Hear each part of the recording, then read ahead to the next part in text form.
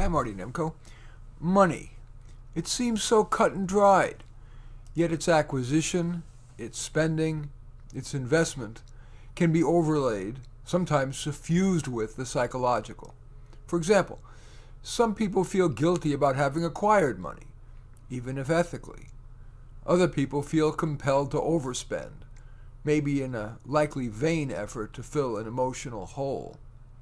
Still other people, unduly worried about world collapse, hide their money under the mattress. The following tips, practical and psychological, offer baby steps toward your improved financial security and to living more richly, at least in the important sense of the word.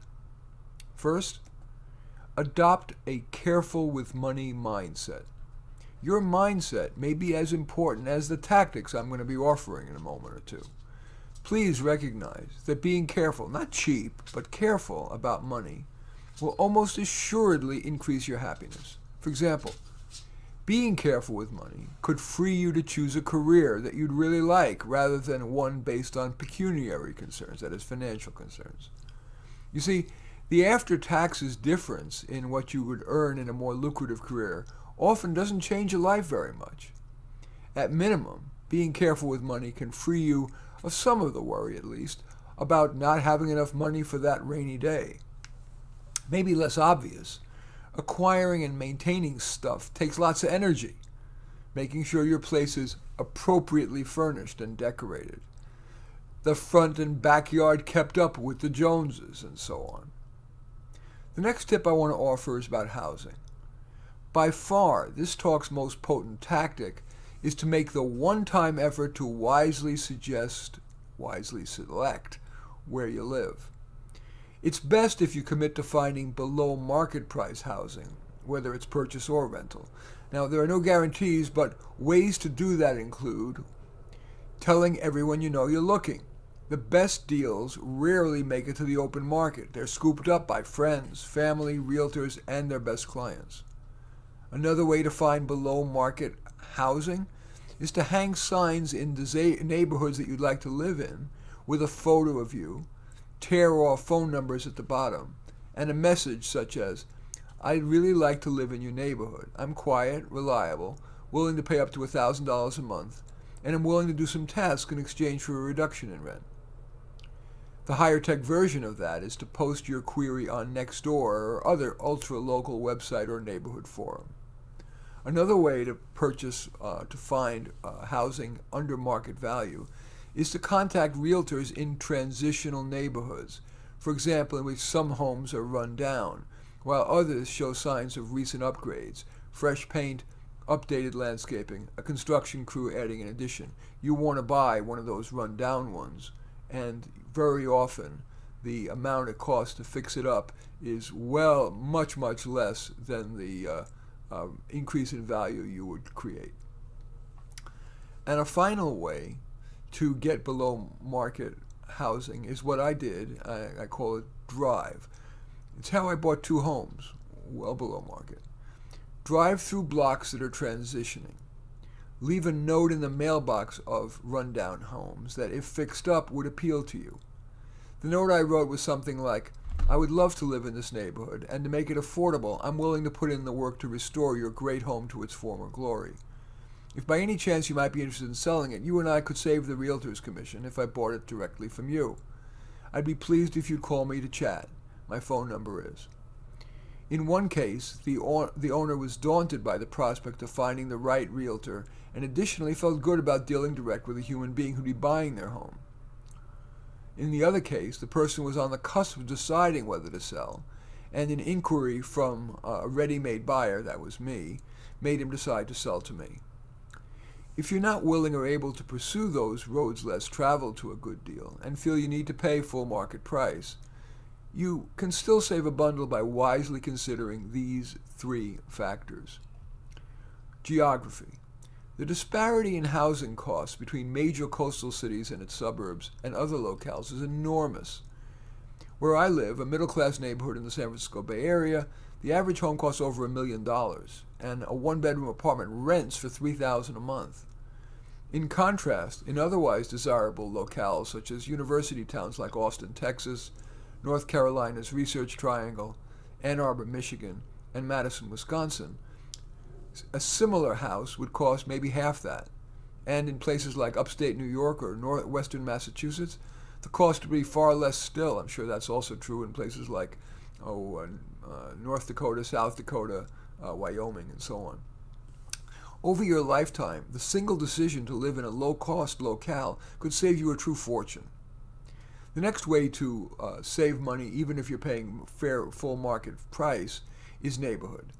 Even within just a few blocks of each other, there can be enormous disparity in cost, even though the actual probability, say, of being the victim of violent crime, while greater, is still small. Making the decision to live in one of those lower-cost blocks can save you a fortune without incurring undue problems beyond having to be more careful about locking your door and walking the streets at night. And the final of the three ways you can save money on housing, big money, even if you're paying full market price, is this: space. Yeah, having extra space is nice, but it's often not worth the huge cost. It's often wiser to dump some of your stuff or not get so much new stuff, and to be thoughtful about the use of the space you have, or in a smaller space that you'd rent or buy. For example, using upper walls to get additional shelf space, using a hideaway bed, finishing the garage and using its walls for storage. If you're a homeowner, rather than moving to a bigger place, it can be cost-effective to append a room to the back of your house. Now I want to turn to another way in which you can be careful with money without hurting yourself at all. Education. Paying more doesn't get you a better education. Usually doesn't, at least. Sure, the Harvard or Stanford designer label opens career doors, but so does a higher GPA, which is easier to get at a less Tony, far less expensive school. Besides, last I checked, Stanford or Harvard didn't admit you. It's certainly far from foolish to start at a community college, where teaching is on average better than at those research-first institutions. Instead of going back for another degree, another approach to saving money on education, which may in fact give you a better educational experience, is what I call UU, Y-O-U-U, which is a self or mentor-designed combination of reading Google search-found articles, mentoring, one-shot online courses, and on-the-job or volunteer experience.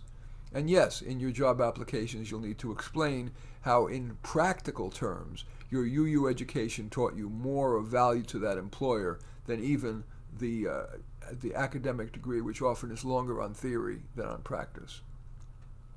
The next way to save significant money without shortchanging yourself is transportation.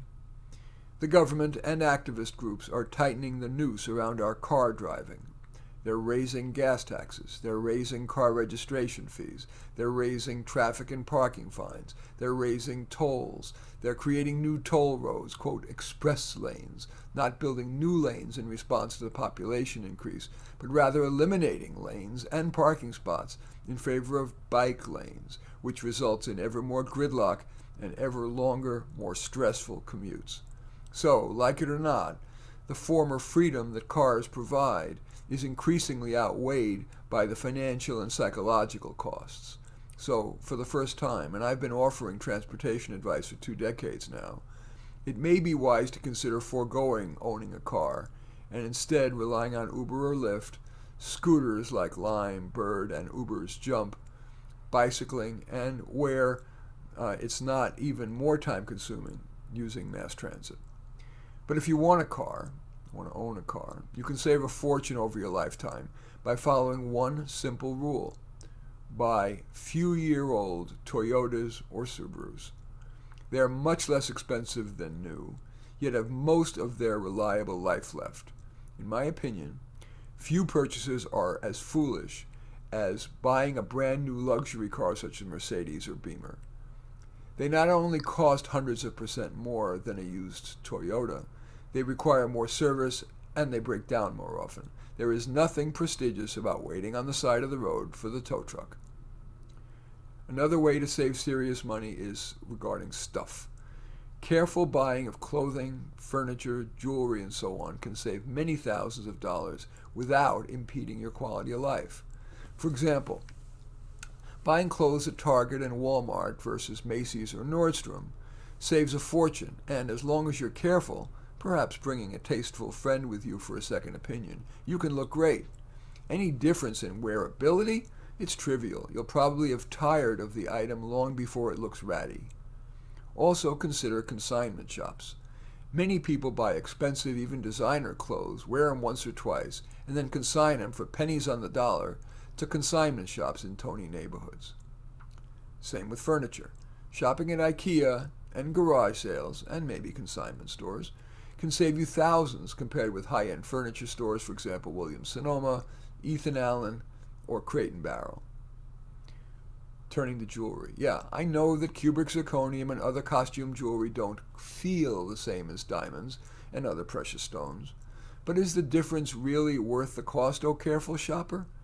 Of course, I'm not saying that your wedding ring needs to be a CZ, but do you really need 2 carats, which is $20,000 for just a decent quality stone, compared with $5,000 for a 1 carat, or heaven forbid, $40 for a quality 3 carat CZ that'll actually look better to most people, unless you've got a jeweler's loop in your eye. And finally, I want to turn to investments. For most people, the standard advice is correct. Have a few-month emergency fund in a checking or money market account. Next, fund your tax-favored plan, whether it's a 401k, 403b, 457, IRA, or SEP IRA. You not only don't pay tax on the income you've earned, but tax on the investment gains are deferred until you retire. So you end up accumulating earnings tax-free, and when you withdraw the money when you're retired, you're usually in a lower tax bracket. Also standard but wise advice is to consider a simple approach to investing. For example, you might consider a Vanguard all-in-one fund, which offers versions for people with varying risk tolerance and time horizons. I am not a licensed investment advisor, nor is Vanguard paying me. This is merely a personal opinion. As they say, carefully consider before investing, consulting a licensed financial advisor if you deem wise. A much more conservative investment option is to buy bank CDs. They're insured by the federal government.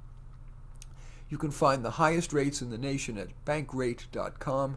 Those rates are currently at around 2.4% for 1 year, and not much different for actually 2 to 5 years, which is higher than the inflation rate of 1.7%. Not a bad deal, beating inflation with zero risk and zero hassle. Personally, while I am worried about the future of the American economy, indeed the world's economy, I've chosen to bet on humankind. So I'm invested 50% in Vanguard Index Growth Fund, symbol VIGAX, 20% in Amazon stock, symbol AMZN, 20% in the S&P China ETF, symbol GXC, 5% in CDs, and 5% in Vanguard California Tax Exempt Fund, symbol VCADX. Some of you may find all this prudence too much practicality, or too much psychologically, or you may be living paycheck to paycheck, so you have limited choices. But if you have some discretion, one or more of the aforementioned baby steps may well increase your financial security and indeed your overall happiness. I do thank you for watching. I am Marty Nemko.